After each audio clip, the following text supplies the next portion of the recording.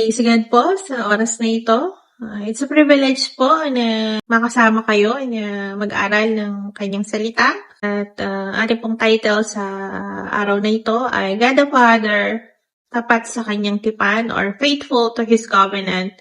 Ang ating pong mga text references ay Genesis 17:7 na sabi po doon, itatatag ko ang aking tipan sa iyo at sa iyong lahi bilang walang hanggang tipan. At ang second verse po ay Deuteronomy 7:9. Sabi po doon, alamin mong ang Panginoon ay yung Diyos, ay Diyos na tapat, tumutupad sa tipan at sa wagas na pag-ibig. Amen. Tayo po sandaling manalangin. Dakilang Diyos sa aming Ama sa langit. Salamat po sa iyong walang hanggang pag-ibig. Salamat for being a covenant-keeping God. Salamat na ikaw ang aming Diyos na tapat sa iyong pangako. Right now, sa oras na ito, samahan mo po kami pag-aralan ng iyong banal na salita. Matutunan namin, Ama, na ikaw ang Diyos na nag-establish ng iyong tipan. Ikaw ang Diyos na tapat sa iyong pangako. Ikaw ang Diyos na tumutupad sa lahat ng iyong mga pangako sa iyong tipan, sa iyong mga anak mula noon hanggang ngayon. Right now, kami po ay humihingi ng iyong pagsama at kapangyarihan, Lord, na after ng araling ito, panibagong antas ng kumpiyansa sa iyong katapatan, sa iyong dakilang pag-ibig. Kumpiyansa na tanging ikaw ang may integridad at abilidad na tumupad sa iyong mga pangako sa iyong tipan. Na ang lahat ng nangyayari sa amin sa pakikipagrelasyon sa iyo ay hindi sa aming lakas, kundi sa iyong lakas at kapangyarihan. Right now, bumagit na ka sa amin, Lord, kung paano pinangako mo may dalawa o higit pa na natipon sa iyong dakilang pangalan, araw ka sa aming kalagitnaan. Nagdideklara po kami ng iyong pagsama, ng iyong kapangyarihan. Tanging revelasyon mo at salita mo ang ipahayag mo sa iyong mga anak. Sa bawat sulok ng mundo man mapanood ang video na ito, ang kapangyarihan mo ay aming mararanasan. Ito po ang aming sawat panalangin sa makapangyarihang pangalan ni Jesus. Amen and amen. So, sa ating po mga buhay, no, ang mundong ito, punong-puno po ng pangako na napapako, no?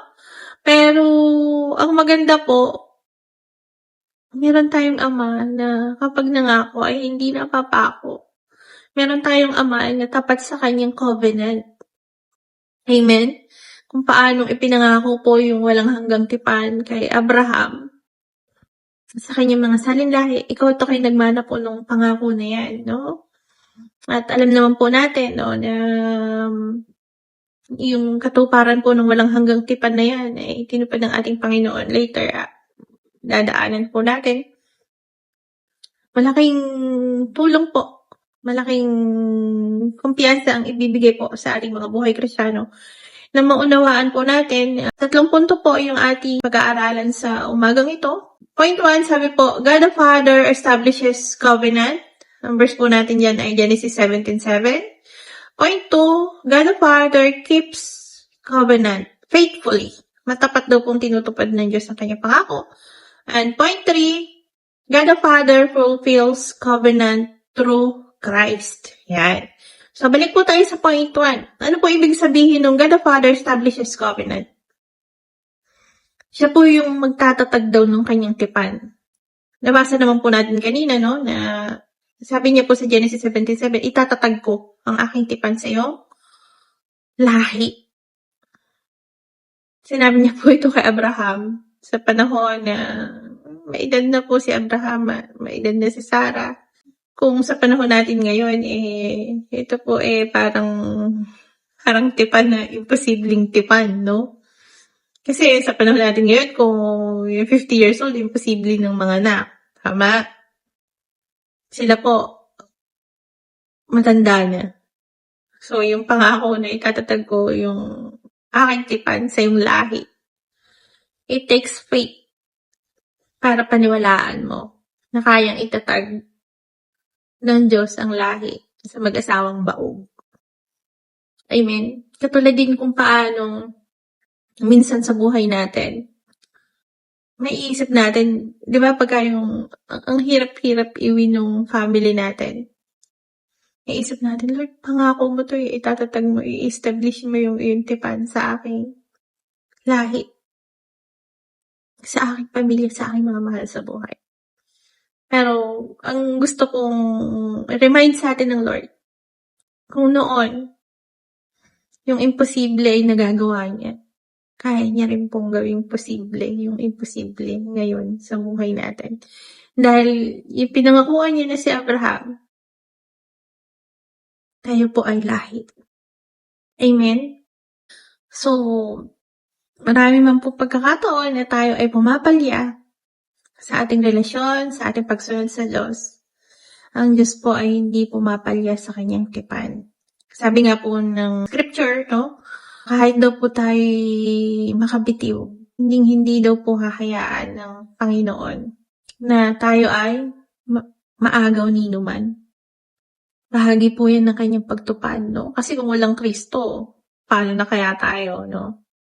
Pero dahil, sabi nga po ng scripture, itatatag daw ng Ama yung kanyang tipan. Siya yung ating Diyos. Yung mahirap sa atin, posible sa Kanya. Siya yung kumikilos at gumagawa.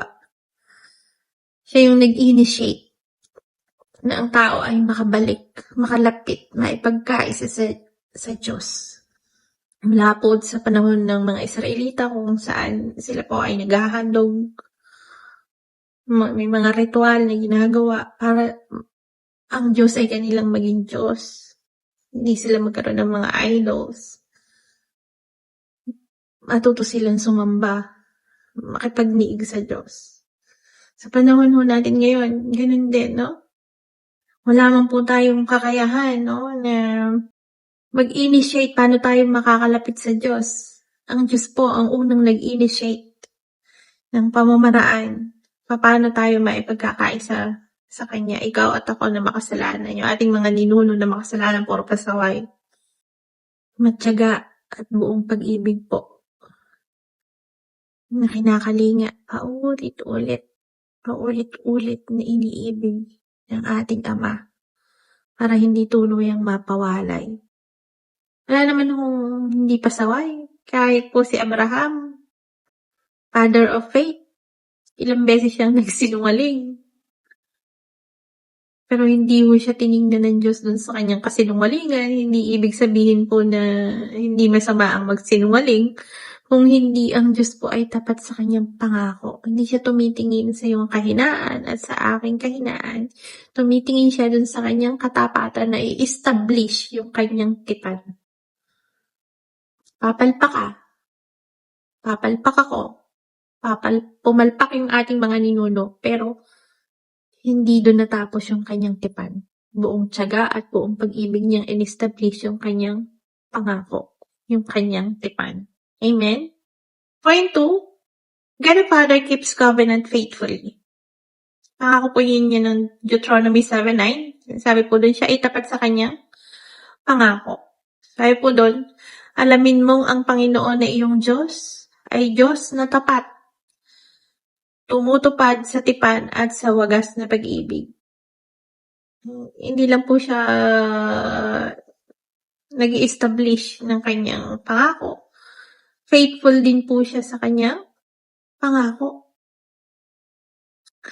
Kasi kung hindi siya faithful, sobrang pasaway po ng mga Israelita, baka wala na pong wala. Kasi po diba, mula kay Abraham down to David, tapos pinangako po kay David na sa kanyang pong lahi, hindi mawawala yung reign. At tinupad po yun kay Jesus Christ. No? Pero point 3 po yun. Ini-establish ko lang po noon kung gaano po siya katapat. Na kahit po paulit-ulit na nagkukulang tayo.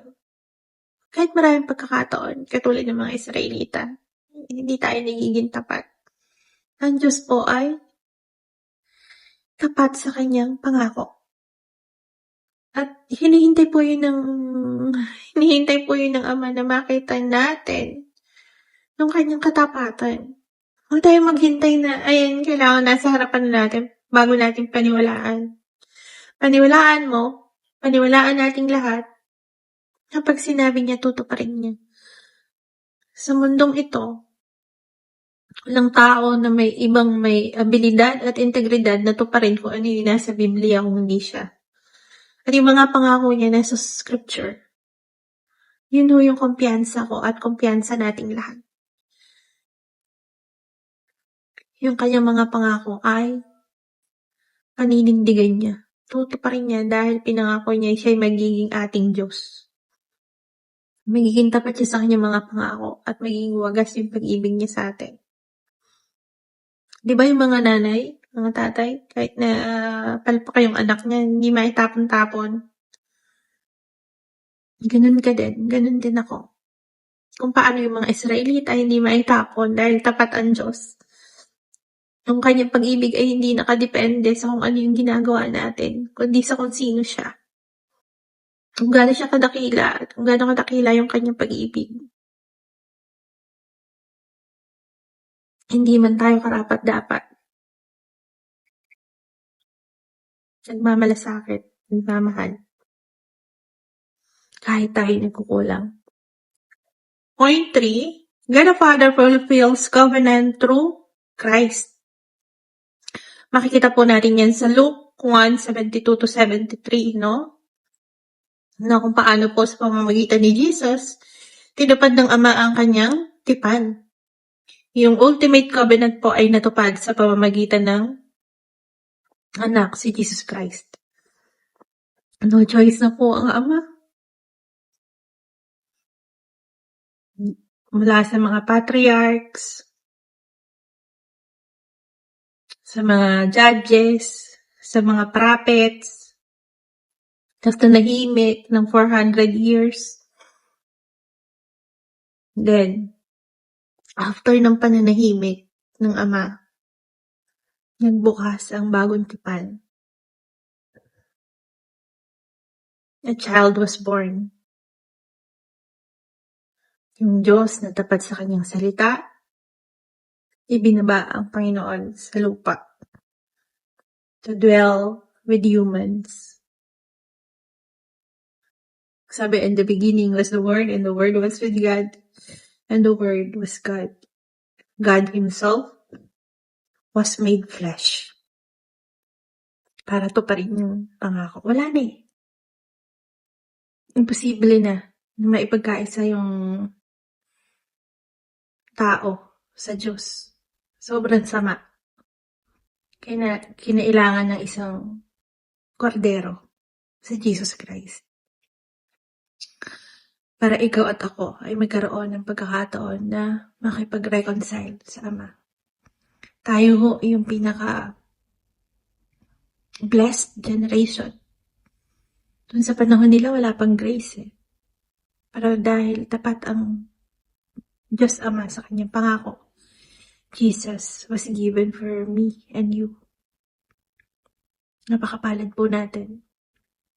Yung ating mga ninuno, hindi ho nila nakita ng mukhaan ang Diyos maliban kay Moses. Ikakamatay nila yon. Pero dahil ang Ama ay tapat sa kanyang pangako at tinupad niya yan sa pamamagitan ni Kristo Jesus, napakapalad mo. Ikaw ang templo ng banal na spirito, ikaw at ako. Yung Diyos na hindi nakita ng ating mga ninuno ay nakatemplo sa atin. Nakakausap natin, naririnig natin. Nung tinupad niya na ibinigay si Kristo bilang katuparan ng kanyang walang hanggang tipan, yung ating pananampalataya ay nagkaroon ng kapangyarihan. Ikaw at ako,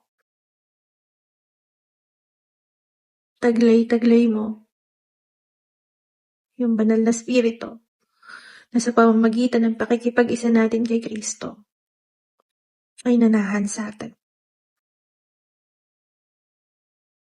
So sa ating po mga buhay bilang mga Kristiyano, huwag po natin kalimutang kilalanin ng Ama as the covenant keeper. Lagi po nating isa puso na maging tapat po tayo kung paano pong ang Diyos ay tapat po sa atin.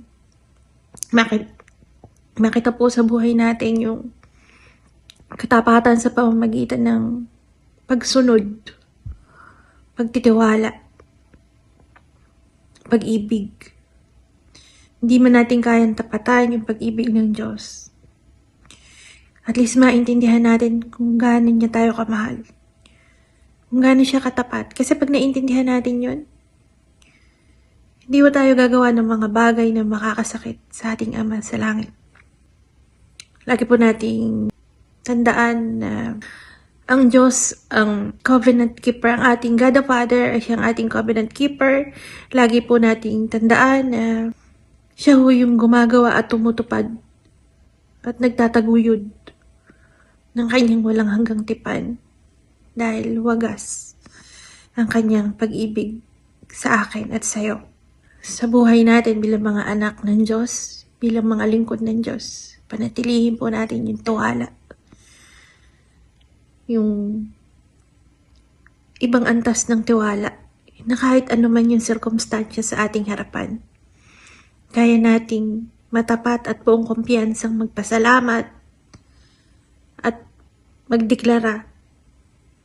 Kaya natin sabihin, Lord, alam ko, hindi ka patapos dahil ikaw ay tapat sa iyong pangako. Kapag pangit yun nangyayari, ibig sabihin, hindi ka patapos dahil ang iyong pangako, you have plans for me and not to harm me. Yung pangako mo na of all your thousands of promises, Jesus is the yes and the amen to those promises.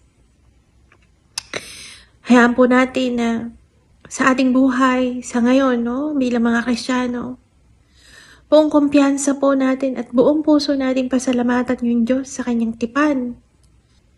Dahil tayo po ay mga hopeless cases.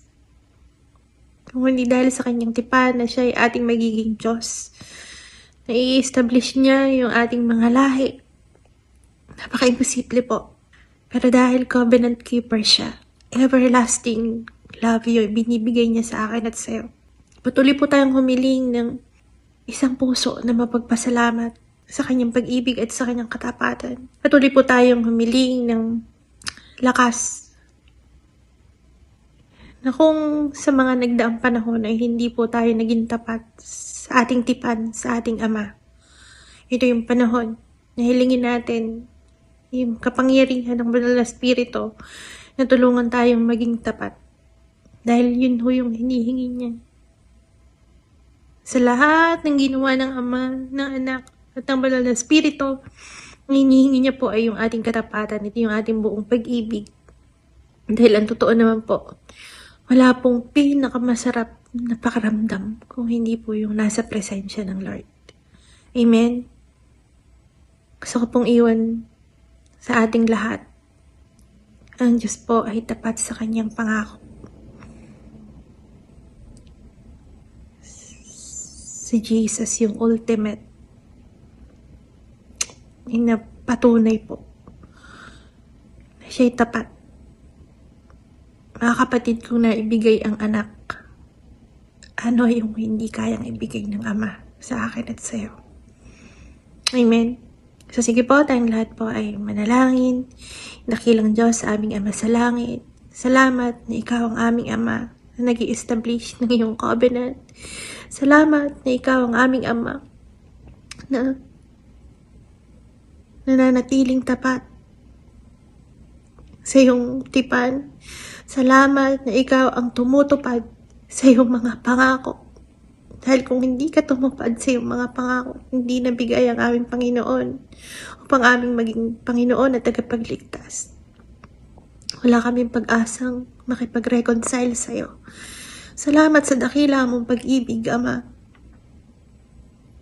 Patunahin ang iyong wagas na pag-ibig, ang iyong pagtsatsaga. Nanatili kang tapat sa panahon at pagkakataon na nagkukulang kami, hindi ka nagkulang.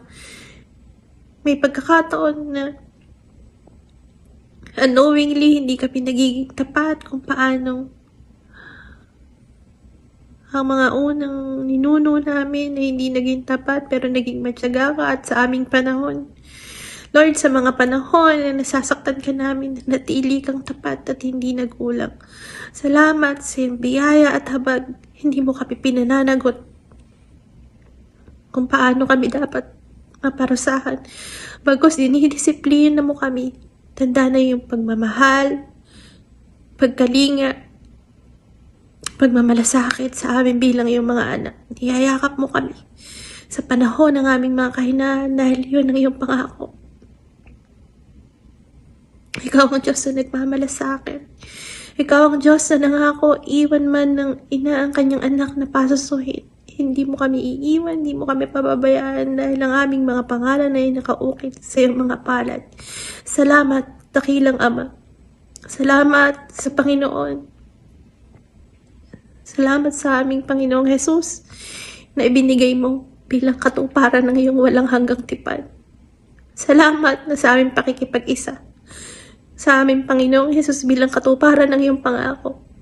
Nagkaroon kami ng tagatulong, nagkaroon ng empowerment ng aming pananampalataya sa iyo dahil kasama namin ng banal na spirito, kumikilos at gumagawa ayon sa iyong plano at panukala sa aming mga buhay.